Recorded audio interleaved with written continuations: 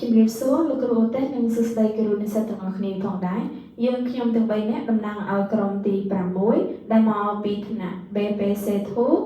ដែលរៀនជាមួយនឹងលោកគ្រូឧទេសច័ន្ទរានៅលើមុខវិជ្ជាចិត្តវិទ្យានិងគ្រូភាសាសម្រាប់ថ្នាក់បឋមដែលក្រុមទី6យើងខ្ញុំមានសមាជិកចំនួន18នាក់ដែលយើងខ្ញុំទាំង3នាក់នឹងតំណាងឲ្យក្រុមទី6និងខ្ញុំឈ្មោះទីសេរីរតន៍លោកគ្រូពៅសុខុនអ្នកគ្រូអឿនសុខឿមនឹងឡើងមកបកស្រាយនៅប្រធានបទដែលនិយាយអំពីគ្រូភាសាមានទំនាក់ទំនងទៅនឹងចិត្តវិទ្យាជាមូលដ្ឋានគ្រឹះនៃចំណេះដឹងនៅកម្រិតបឋមថ្នាក់ទី4ផងដែរចាំនៅក្នុងប្រធានបទដែលក្រុមយើងខ្ញុំបានធ្វើខាងលើមានមាតិកាចំនួន4មានសេចក្តីផ្ដើមនិងចំណុចទី1សញ្ញាទូទៅចំណុចទី2វិទ្យាសាស្ត្រថ្នាក់ទី4និងចំណុចចុងក្រោយសេចក្តីសន្និដ្ឋានផងដែរដែលក្នុងមាតិកាទាំង4នេះនាងខ្ញុំឈ្មោះទីសេរីរតន៍នឹងឡើងមកបកស្រាយនៅសេចក្តីផ្ដើមនិងចំណុចទី1សញ្ញាទូទៅលោកគ្រូពៅសុខុនគាត់នឹងបកស្រាយនៅចំណុចទី2វិទ្យាសាស្ត្រថ្នាក់ទី4និងជាចុងក្រោយអ្នកគ្រូអឿនសុខឿមគាត់នឹងបកស្រាយនៅសេចក្តីសន្និដ្ឋានផងដែរជាបន្តនាងខ្ញុំសូមធ្វើការបកស្រាយនៅសេចក្តីផ្ដើមទំនងទៅនឹងចិត្តវិទ្យាជាមូលដ្ឋានគ្រឹះនៃចំណេះដឹងនៅកម្រិតបឋមសិក្សាថ្នាក់ទី4ផងដែរដែលនៅក្នុងប្រធានបទនេះផងដែរយើងមានមាតិកាចំនួន4ទី1សេចក្តីផ្ដើមទី2សញ្ញាទូទៅទី3វិទ្យាសាស្ត្រថ្នាក់ទី4ហើយនិងទី4ចុងក្រោយសេចក្តីសន្និដ្ឋានដែលក្នុងមាតិកាទាំង4នោះផងដែរគឺពួកខ្ញុំទាំង3នាក់នឹងឡើងមកបកស្រាយដែលនាងខ្ញុំឈ្មោះទីសេរីរតន៍នឹងបកស្រាយនៅចំណុចសេចក្តីផ្ដើមនិងសញ្ញាទូទៅលោកគ្រូពៅសុខុននឹងបកស្រាយនៅចំណុចទី2វិទ្យាសាស្ត្រថ្នាក់ទី4និងអ្នកគ្រូអឿនសុខឿមគាត់នឹងបកស្រាយនៅសេចក្តីសន្និដ្ឋានជាដំបូងយើងចូលទៅដល់សេចក្តីផ្ដើមគ្រូកសោជាប្រព័ន្ធចំណេះដឹងដែលផ្ដោតទៅលើការរៀបចំនិងគ្រប់គ្រងដំណើរការបង្រៀននិងរៀនខណៈដែលចិត្តវិទ្យាជាវិទ្យាសាស្ត្រសិក្សាអំពីចិត្តអារម្មណ៍សតិនិងអរិយាបថរបស់មនុស្សដែលជាគ្រឹះសម្រាប់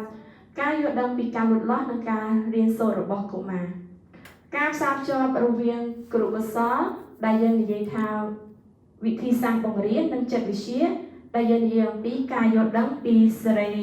រវិទ្យានិងស្មារតីកុមារគឺជាឆ្អឹងខ្នងនៃការអប់រំនៅបឋមសិក្សាកុមារថ្នាក់ទី4ដែលមានអាយុចាប់ពី9ឆ្នាំដល់10ឆ្នាំស្ថិតក្នុងដំណាក់កាលប្រតិបត្តិជាក់ស្ដែងដែលជាភាសាអង់គ្លេស concrete operational state តាមទ្រឹស្ដីរបស់លោកចាន់ពីចិត្តដែលពួកគេចាប់ផ្ដើមគិតបែបតក្កវិទ្យាប៉ុន្តែត្រូវការវត្ថុជាក់ស្ដែងដើម្បីជាជំនួយដល់ពួកគេក្នុងការរៀនសូត្រផងដែរជាបន្តយើងនឹងចូលទៅកាន់សញ្ញាណទូទៅដែលមុននឹងយើងចូលទៅកាន់សញ្ញាណទូទៅយើងត្រូវយល់នៃពាក្យកន្លឹះនៃប្រធានបទរបស់យើងជាមុនសិនដែលក្រុមយើងខ្ញុំមានពាក្យកន្លឹះចំនួន3ពាក្យកន្លឹះទី1គឺគ្រូកសលពាក្យកន្លឹះទី2ចិត្តវិទ្យានិងពាក្យកន្លឹះចុងក្រោយទំនាក់ទំនងតើអ្វីជាគ្រូកសលចឹងគ្រូកសលគឺជាវិទ្យាសាស្ត្រនៃការបង្រៀននិងសិល្បៈនៃការអប់រំដែលផ្ដោតលើរបៀបបង្រៀននិងការអភិវឌ្ឍសមត្ថភាពរបស់សិស្សតើអ្វីជាចិត្តវិទ្យាចឹងចិត្តវិទ្យាគឺយកសំដៅទៅលើវិទ្យាសាស្ត្រសិក្សាអំពីចិត្តនិងអាកប្បកិរិយារបស់មនុស្សដើម្បីយល់ដឹងពីការលូតលាស់និងការរៀនសូត្ររបស់កុមារនិងចុងក្រោយតើអ្វីជាទំនាក់ទំនងចឹងនិយមន័យនៃទំនាក់ទំនងគឺជាការផ្សារភ្ជាប់វិធីសាស្ត្របង្រៀនដែលយើងហៅថាគ្រូកសលទៅនឹងការយល់ដឹងពីស្មារតីរបស់កុមារដែលនិយាយអំពីចិត្តវិទ្យាគឺជាឆ្អឹងខ្នងនៃវិស័យអប់រំផងដែរជាបន្តយើងនឹងចូលទៅកាន់សញ្ញាណទូទៅលោកគ្រូសូមស្លាយបន្តចឹងសញ្ញាណទូទៅយើងនិយាយអំពីទំនាក់ទំនងរវាងចិត្តវិទ្យានិងគ្រូកសលចឹងចំណុចទី1ចិត្តវិទ្យានិងគ្រូកុសលគឺយើងផ្ដោតទៅលើដើម្បីតាក់តែងវិធីបង្រៀននិងវិធីសាស្ត្រអប់រំឲ្យមានប្រសិទ្ធភាពគ្រូបង្រៀនត្រូវឈរលើមូលដ្ឋាននៃសរីរវិទ្យានិងចិត្តវិទ្យា ចឹងការផ្សារភ្ជាប់នឹងសង្គមយើងសំដៅទៅលើគរុកុសលផ្សារភ្ជាប់យ៉ាងជិតស្និទ្ធទៅនឹងលក្ខខណ្ឌប្រវត្តិសាស្ត្រក្នុងសង្គមដែលយកចិត្តទុកដាក់វិទ្យាសាស្ត្រវិទ្យាធ្វើជាមូលដ្ឋានក្នុងការអប់រំដល់មនុស្សផងដែរនិងជាចុងក្រោយយើងសរុបរួមគរុកុសលប្រើប្រាស់មូលដ្ឋានចិត្តវិទ្យាដើម្បីបកស្រាយបំភ្លឺលើលំនាំនៃបាតុភូតអប់រំផ្សេងៗនៅក្នុងសាលារៀនជាឧទាហរណ៍ក្រុមយើងខ្ញុំបានលើកឧទាហរណ៍ថាចំពោះកុមារតូចៗដែលចូលចិត្តលេងគ្រូត្រូវរៀបចំល្បែងកម្សាន្តក្នុងការបង្រៀនចឹងនៅក្នុងថ្នាក់នីមួយៗលោកគ្រូអ្នកគ្រូតែងតែមានវិធីសាស្ត្ររៀនខ្លួនដើម្បីធ្វើឲ្យសិស្សមានការស្ងៀមស្ងាត់និងពួកគាត់មានអារម្មណ៍ក្នុងការរៀនសូត្រឧទាហរណ៍ដូចជា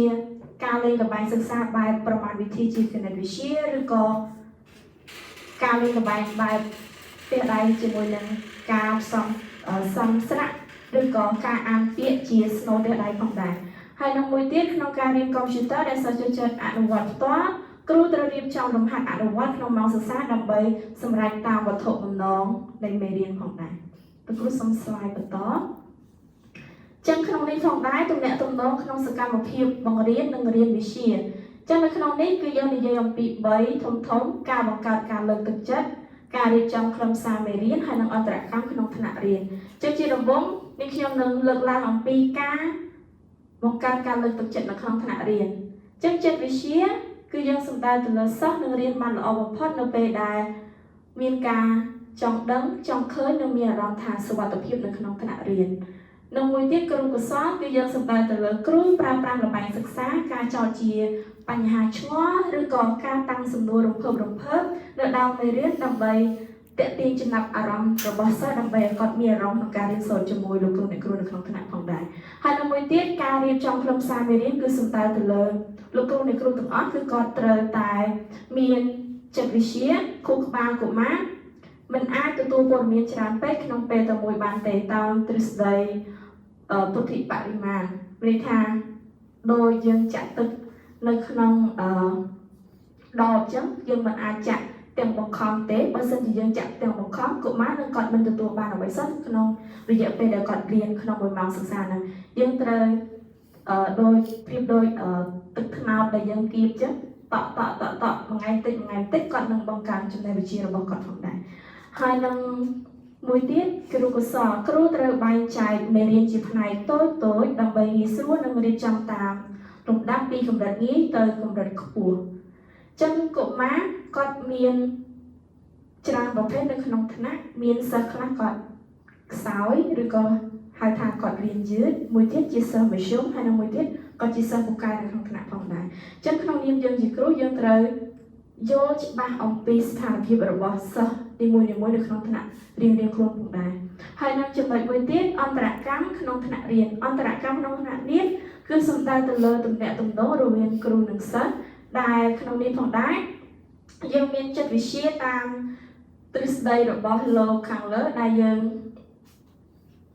បានលើកឡើងកុមាររៀនបានល្អតាមរយៈការធ្វើការងារជាក្រុមជាមួយមិត្តភ័ក្តិដែលពូកែជាងឬក៏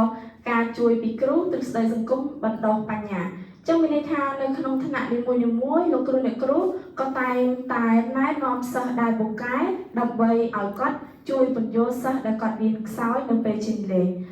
ដោយសារតែនៅក្នុងថ្នាក់នីមួយលោកគ្រូអ្នកគ្រូគាត់ពុំមានពេលច្រើនទេដោយសារតែសិស្សគាត់មិនខ្សោយតែម្នាក់ឬក៏ពីរនាក់ទេដោយសារតែគាត់ឲ្យសិស្សដែលរៀនពូកែក្នុងថ្នាក់ហ្នឹងជួយ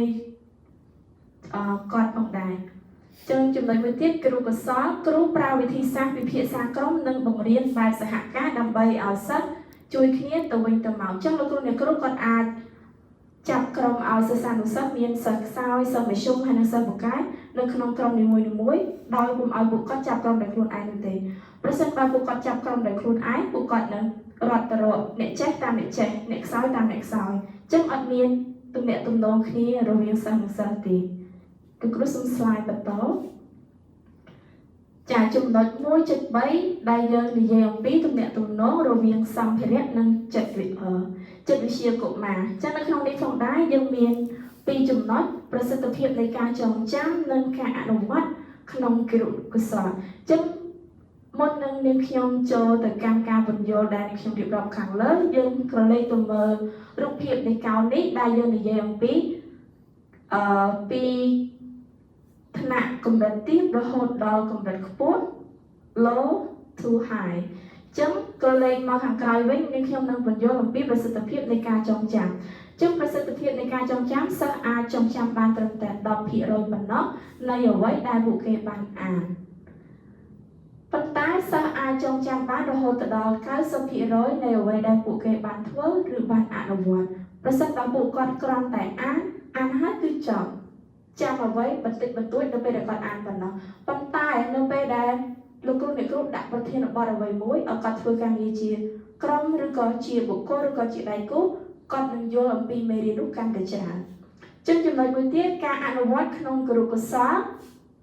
សម្រាប់កុមារថ្នាក់ទី4ការប្រើប្រាស់សម្ភារៈដែលពួកគេអាចមើលឃើញប៉ះពាល់បាននិងធ្វើចលនាបានដូចជាថ្មពើអំពូលខ្សែភ្លើងគឺជាសារៈសំខាន់ជាងការផ្ដល់ត្រឹមតែទ្រឹស្ដីក្នុងសៀវភៅការប្រើប្រាស់សម្ភារៈជាក់ស្ដែងជួយរំញោចវិញ្ញាណទាំង5របស់កុមារនិងជួយឲ្យការចងចាំរបស់ពួកគេបានយូរអង្វែងលោកគ្រូសូមស្លាយបន្តចាចំណុចទី2នេះផងដែរគឺប្រកល់ទូនាទីឲ្យលោកគ្រូពៅឬខុនដើម្បីគាត់បកស្រាយនាទីឲ្យលោកគ្រូពៅឬខុនដើម្បីគាត់បកស្រាយជាបន្តផងដែរអរគុណច្រើនសមាជិកក្រុមចឹងចូលមកដល់ខ្ញុំក្នុងចំណុចទី2និយាយអំពីវិទ្យាសាស្ត្រថ្នាក់ទី4ចឹងតើតើនឹងចិត្តវិទ្យាវាពិតជាមានសារៈសំខាន់មែនទែនក្នុងការរៀនឬក៏បង្រៀនចឹងយើងនិយាយអំពីការលើកទឹកចិត្តជាកម្លាំងជំរុញដែលកំណត់ទិសដៅកម្រិតនៃការខិតខំសិក្សារៀនសូត្រចឹងតើតើនឹងការលើកទឹកចិត្តនេះដែរគឺយើងមានពីរប្រភេទគឺការលើកទឹកចិត្តខាងក្នុងនិងការលើកទឹកចិត្តខាងក្រៅតើតើនឹងការលើកទឹកចិត្តខាងក្នុងយើងអាចនិយាយបានថាតើតើនឹងការលើកទឹកចិត្តជាអារម្មណ៍ឬជាពាក្យសម្ដីឬក៏ជាតំណែងតំណងឬក៏ជាសកម្មភាពអ្វីមួយក្នុងការធ្វើការងារចឹងនៅពេលដែលគ្រូអ្នកគ្រូបង្រៀនយើងតែមានការលើកទឹកចិត្តដូចជាទី1ការនិយាយពីអែបលហែបទៅកាន់សិស្សថាកូនគឺកិច្ចខំប្រឹងរៀនបានល្អបានបន្ទូលល្អនេះជាការលើកទឹកចិត្តមួយទៀតហើយចូលមកដល់តើតើនឹងការលើកទឹកចិត្តខាងក្រៅការលើកទឹកចិត្តខាងក្រៅយើងមានជាប្រភេទជារង្វាន់ការសរសើរការរំពឹងលទ្ធផលសមស្របឬក៏លទ្ធផលនៃការសិក្សារបស់គាត់ឧទាហរណ៍សិស្សខំប្រឹងខំបានទទួលល្អឬក៏ចង់បានទទួលឬក៏ចង់បាននៅបានសរសើរផ្សេងៗទៀតបាទហើយមួយវិញទៀតតើតើនឹងសារៈប្រយោជន៍នៃការលើកទឹកចិត្ត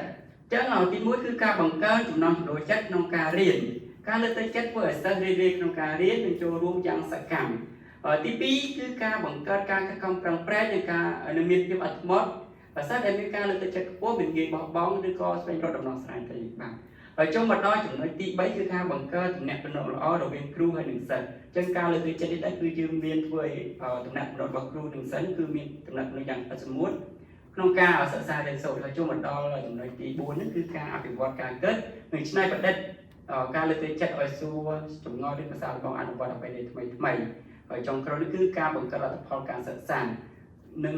អ្នកខ្ញុំឈ្មោះអ៊ុនសុខឿននឹងបកស្រាយនៅចំណុចបន្តដែលនិយាយអំពីសេចក្តីសន្និដ្ឋាននៅក្នុងសេចក្តីសន្និដ្ឋាននេះទី1គឺនិយាយអំពីមូលដ្ឋានគ្រឹះនៃវិធីសាស្ត្របង្រៀនដើម្បីឲ្យការបង្រៀនមានប្រសិទ្ធភាពព្រោះត្រូវស្គាល់ពីច្បាប់ធម្មជាតិរបស់មនុស្សនិងចូលលើមូលដ្ឋាននៃចិត្តវិទ្យាដើម្បីរៀបចំវិធីសាស្ត្រឲ្យសមស្របទៅនឹងសភាពចិត្តនិងសមត្ថភាពរបស់សិស្សនៅក្នុងនេះ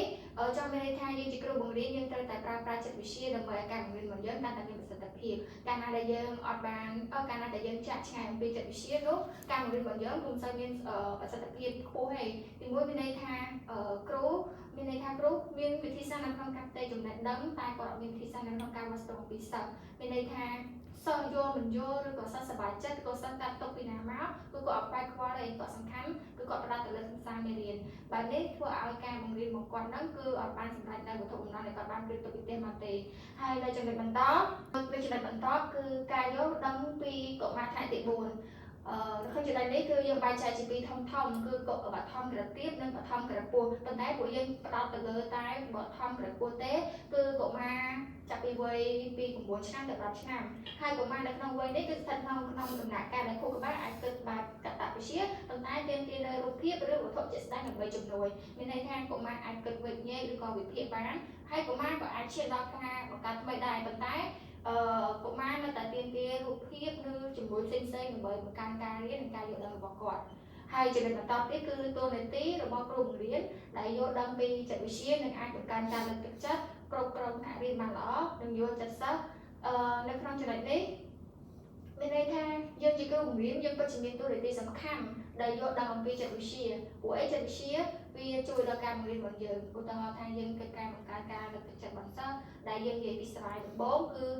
ការលើកទឹកចិត្តរបស់យើងគឺបែងចែកចេញជាពីរគឺការលើកទឹកចិត្តខាងក្នុងនិងការលើកទឹកចិត្តខាងក្រៅអញ្ចឹងគ្រូត្រូវការប្រើវិធីសាស្ត្រការលើកទឹកចិត្តនេះដើម្បីជំនួយក្នុងការរៀនរបស់សិស្សហើយក៏ដូចជាការបង្រៀនរបស់យើងដែរដើម្បីឲ្យការបង្រៀនរបស់យើងកាន់តែមានប្រសិទ្ធភាពខ្ពស់ព្រោះកាលណាដែលយើងអត់ប្រើចិត្តវិទ្យាទេកុមារយល់មិនយល់កុមារឈឺពោះឬកុមារអត់សប្បាយចិត្តកុមារបាននិយាយទៅខាងក្រៅយើងគឺតែផ្ដោតតែលើខ្លឹមសារបង្រៀនទៅមុខដល់ប៉ះពាល់ពីពួកគាត់នោះការបង្រៀនរបស់យើងគឺមិនអាចសម្រេចតាមគោលបំណងទេគឺថ្ងៃហ្នឹងគឺខាត់បងតែម្ដងចូលដល់ចំណុចបន្តមួយទៀតគឺគ្រប់គ្រងថ្នាក់រៀនកាលណាយើងចេះចិត្តវិទ្យាយើងមើលទៅថាអត់ស្គាល់ថាសិស្សចង់ចេញលេងសិស្សឈឺក្បាលសិស្សពិតជាធុញទ្រាន់យើងចាប់បានមានគេមួយដើម្បីតេទីឬក៏បញ្ញាអារម្មណ៍របស់គាត់ឲ្យគាត់នឹងសប្បាយរីករាយហើយបន្ទាប់មកយើងកុំអារម្មណ៍របស់គាត់ដើម្បីចូលមេរៀនបន្តទៀតហើយចំណុចមួយទៀតការយកចិត្តសិស្សច្បាស់ហើយយើងជាគ្រូបង្រៀនយើងត្រូវតែមានការយកចិត្តដល់សិស្សពេលខ្លះកុមារមានបញ្ហាពីផ្ទះមកកុមារអាចនិយាយប្រាប់ឪពុកម្ដាយឬក៏មិត្តភក្តិអីប៉ុន្តែយើងជាគ្រូត្រូវតែចេះចិត្តវិទ្យាឬក៏មានទំនាក់ទំនងល្អជាមួយកុមារដើម្បីកុមារហ៊ាននិយាយប្រាប់យើងនៅរឿងរ៉ាវដែលគាត់បានជួបប្រទះខាងក្រៅមកដល់ចំណុចមួយទៀតគឺនិយាយពីការអភិវឌ្ឍសមត្ថភាពទាំង3គឺការប្រើប្រាស់ទេពកោសល្យដែលផ្អែកលើចិត្តវិទ្យាជួយឲ្យសិស្សសម្រេចបាននៅវិជ្ជាសម្បទាចរិយាសម្បទានិងបំណិនសម្បទាហើយអ្វីបាននិយាយថាវិជ្ជាសម្បទាមានទំនាក់ទំនងជាមួយនឹងចិត្តវិទ្យាវិជ្ជាសម្បទាពិតជាមានទំនាក់ទំនងជាមួយនឹងចិត្តវិទ្យាកាលណាយើងបង្រៀនយើងគ្រាន់តែមានវិធីសាស្ត្របង្រៀនដោយយើងចាក់ឆ្ងាយពីចិត្តវិទ្យាដោយពុំខ្វាយខ្វល់ពីកុមារឬក៏ការយល់ចិត្តយល់អារម្មណ៍ពីរបស់កុមារនោះយើងអាចផ្ទៃចំណេះដឹងដល់កុមារបាន 100% យើងអាចបានផ្ទៃបានខ្លះឬក៏កុមារខ្លះគាត់មិនអាចទទួលយកបានគ្រប់ចំណេះដឹងដែលយើងបានឲ្យយកទៅគាត់នៅថ្ងៃហ្នឹងឯងហើយមួយទៀតនោះបំណិនសម្បទាយើងដឹងហើយថាគឺជាការអនុវត្តជាក់ស្ដែងយើងមើលដែរកាលណាយើងឲ្យគាត់អនុវត្តនៅក្នុងថ្នាក់អីយ៉ាបត់របស់ពួកគាត់ហ្នឹងយ៉ាងមិនដែរគាត់ចង់ចូលរួមជាក្រុមអត់យើងជាគ្រូយើងត្រូវស្វែងយល់គាត់ថាគាត់ចង់ចូលក្រុមមួយបុគ្គលនេះអត់ឬក៏គាត់ចង់ធ្វើម្នាក់ឯងឬក៏គាត់អត់ចង់ធ្វើទេគាត់មានការឈឺក្បាលអីឬក៏មានជំងឺអីផ្សេងដែលយើងអត់ដឹងអញ្ចឹងយើងត្រូវការប្រើចិត្តវិទ្យាដើម្បីវាស់ស្ទង់ឬក៏យកអារម្មណ៍របស់គាត់ថាពេលហ្នឹងគាត់មិនដែរគាត់ចង់ចូលក្រុមមួយបុគ្គលនឹងអត់ឬក៏គាត់នឹងចង់ធ្វើលំហាត់ឬអត់ឬក៏គាត់ចង់ទៅផ្ទះអញ្ចឹងយើងជាគ្រូយើងពិតជាត្រូវការចិត្តវិទ្យាដើម្បីគ្រប់គ្រងការបង្រៀនរបស់យើងហើយមួយទៀតនោះចរិយាសម្បទាហើយអីបានយើងនិយាយថាចរិយាសម្បទាវាតកតងទៅនឹងចិត្តវិទ្យាយើងមើលដែរថាយើងបង្រៀនថ្ងៃហ្នឹងឧទាហរណ៍ថាឲ្យគាត់នឹងចេះចេះលាងដៃជាមួយនឹងសាប៊ូតែមើលអីយ៉ាបងគាត់គាត់ចង់លាងដៃជាមួយសាប៊ូអត់ឬក៏គាត់ខ្ជិលឬក៏គាត់គ្រាន់តែធ្វើទៅមានកាយវិការជំនាញចងាអសរធម៌អីមួយក៏យើងអាចគិតបានដែរថាកុមារហ្នឹងគាត់ជាមានបញ្ហាជំនាញហើយសម្រាប់រួមមកការយល់ដឹងពីទំនាក់ទំនងនេះគឺជាឆ្អឹងខ្នងនៃការអប់រំនៅបឋមសិក្សាដែលជួយឲ្យគ្រូបង្រៀនអាចបញ្ជាចំណេះដឹងដល់កុមារឲ្យមានការគិតបែបវែងឆ្ងាយនិងទូលំទូលាយកាលណាហើយអីបានគេនិយាយថាចិត្តវិទ្យាហ្នឹងវាជាឆ្អឹងខ្នងនៃការអប់រំនៅបឋមសិក្សាជាការពិតណាស់ចិត្តវិទ្យាពិតជាមានសារៈសំខាន់ហើយក៏ជាឆ្អឹងខ្នងនៃការបង្រៀនរបស់យើងដែរព្រោះយើងត្រូវការចិត្តវិទ្យាដើម្បីរស់នៅមិនថានៅក្នុងការកន្លែងធ្វើការឬក៏មកបង្រៀនឬក៏អីទេសូម្បីតែនៅក្នុងសង្គមខាងក្រៅក៏យើងត្រូវការចិត្តវិទ្យាដើម្បីធ្វើការក៏មានតំណែងជាមួយអ្នកដទៃដែរឧទាហរណ៍ថានៅក្នុងសាលាយើងប្រើចិត្តវិទ្យាដើម្បីវាស់ស្ទង់កុមារថាកុមារហ្នឹងមានអរិយាប័ត្របែបណាចង់រៀនឬក៏មិនចង់រៀនហើយបើសង្គមខាងក្រៅយើងមើលដែរថាគេចង់និយាយមួយយើងឬអត់ដល់យើងប្រើប្រាស់ចិត្តវិទ្យាដើម្បីធ្វើការទំនាក់ទំនងមួយគាត់ដើម្បីសិក្សាស្វែងយល់ពីការងារឬក៏មេរៀនផ្សេងៗដែលយើងចង់ដឹងពីគាត់នៅក្នុងslide បន្ទាប់គឺយើងពីឯកសារយោងឯកសារនេះគឺជាឯកសារយោងដែលពួកយើងបានសិក្សាស្រាវជ្រាវដើម្បីចងក្រង slide មួយនេះក៏ដូច